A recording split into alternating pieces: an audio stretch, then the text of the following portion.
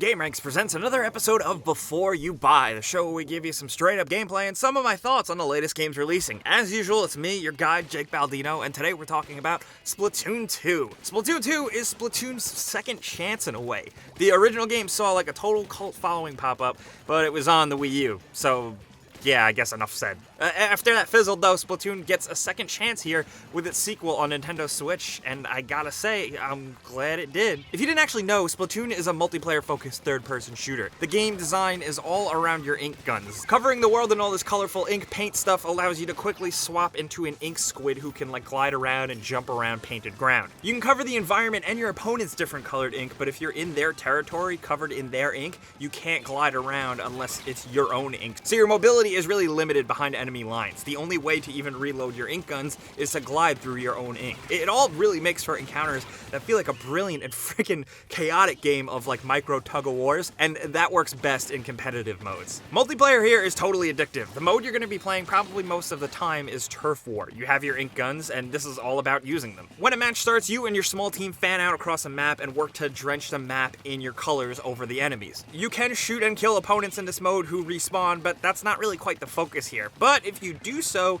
their precious time spent respawning gives you seconds to regain control over the color of sections of a map. At the end of the round though, the amount of coverage of each side is tallied in this funny animation, and the winning team with the higher amount of coverage is rewarded. I will say though, the playlists get nastier once you unlock the ranked battles mode with stuff like tower control, splat zones, which is kind of like point capture, and Rainmaker, which adds a special weapon you need to cross the maps with, and it gets weird. All of this gets incredibly chaotic with different weapons, including the new dual pistols, as well as various crazy ult abilities that totally change the tide of a match quickly. There's still some weird oversights here and there, like not being able to change your weapons or gear in a lobby or mid-match, which I think would have been nice, especially to like build a more nice balanced team. It's a simple thing, honestly, I think the game should have, as well as just generally more matchmaking control, but it can be frustrating at times, so I wanted to point it out. But Splatoon 2 is challenging as hell, like I keep saying, and it's really fun. What I do like about it is that it looks like a kid's game, and it is easy to pick up, but it's difficult and nuanced enough that mastering it takes some time. High-level Splatoon play feels almost entirely different and extremely intense for what many of you guys will probably call a baby game. Lots of hardcore players swear by motion controls, even back from the Wii U version. It's for more accuracy, and it makes it easier to fling paint around. I do love playing that way,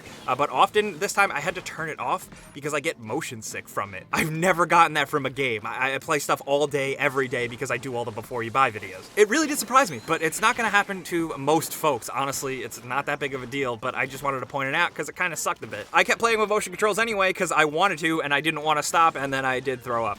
But playing and doing well levels your character up and gives you access to new abilities, weapons, and gear that you can spend money you earn in-game on. The social hub has a handful of different shops to buy new stuff that is nicely rotated. What I do really enjoy, I always talk about progression systems on here because it's my bread and butter, but gear you unlock has slots with hidden abilities. You have to level up that gear and unlock really the true potential of it. It always kind of really giving you something to work towards, and I'm always a big fan of that. Splatoon 2, like the original, is really community focused, so stuff like maps and modes are always rotating, and the in-world announcers inform you of changes to the game if you happen to turn off your Switch and come back a day or two later. It does a good job of always making things feel kind of fresh. Splatoon's little social hub world also still acts a bit like a Miiverse, and it's really goddamn funny, and it's a shit show sometimes. But it all looks pretty great too. Colors are vibrant, the game runs sharp and smooth as it can on Switch's hardware limitations, but so far for me, matchmaking has been smooth and steady with minimal lag. Multiplayer play has held up fairly consistently. I know the eShop did take a shit briefly when the game launched, but everything is otherwise fine since for me. Like last time though, there's also a decent single player mode here to keep you busy, which seems to be like a thing that's becoming rare with multiplayer games, but I'm glad they have it. The story takes place 2 years after the first game, but with the big thing in the middle of the town or whatever going missing again, it does feel like a retread. But whatever, I mean, gameplay-wise, single player gives you a shit ton of fun, different scenarios, and some really good boss fights. Some little things in here that are really good don't really show up in multiplayer as much, which I do think is a bummer,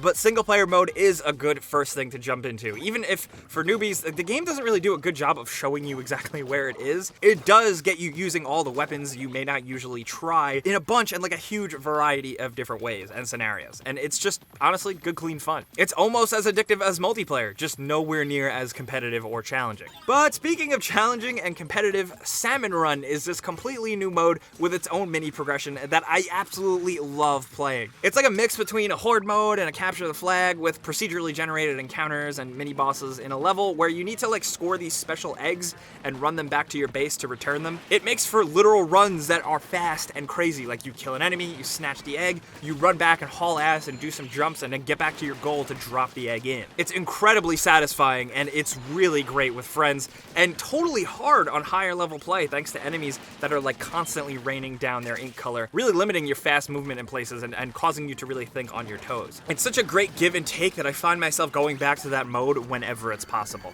Now, it's also worth mentioning, of course, that chat support kinda sucks. Hey, you've probably heard about it, but you have to use an app on your smartphone to access multiplayer chat features. Some people out there might find a use for it, but as it stands right now, I'm not a fan. Just use Discord or something, I don't know. Maybe Nintendo will learn, I don't know. But Splatoon 2 is a good time, and if you own a Nintendo Switch and you really want to get angry at it and get fired up, I think Splatoon 2 in the best way is something you should check out. It's good, it's fun, it's competitive, even local play with friends is good, but if you're completely alone, there's still plenty to do. Since it is community focused and often refreshed, I could see myself hopping back into this and playing new challenges and just doing stuff very often, and I'm looking forward to that. But this is a before you buy. You know how it works, I give you some pros, some cons, and some personal opinion, but I definitely want to hear yours. If you're a Nintendo fan, I want to hear from you. If you were a die-hard original Splatoon fan, I definitely want to hear from you. Because this one isn't radically new or anything, it's just updated and refreshed a bit. Maybe you haven't played any of these games, I definitely want to hear what you think after seeing my gameplay. Let's talk about anything Splatoon 2 down in the comments. I'll be there with you guys talking as much as I can, but if you got anything more from me, any more questions, hit me up on Twitter, Facebook, and Instagram at Jake Baldino, as usual. But you guys know the deal. Thanks for coming around for these before you buy videos. They are my life. But subscribing if you're new is a good idea because we put out this stuff all the time. But as always, thanks for watching, and we'll see you guys next time.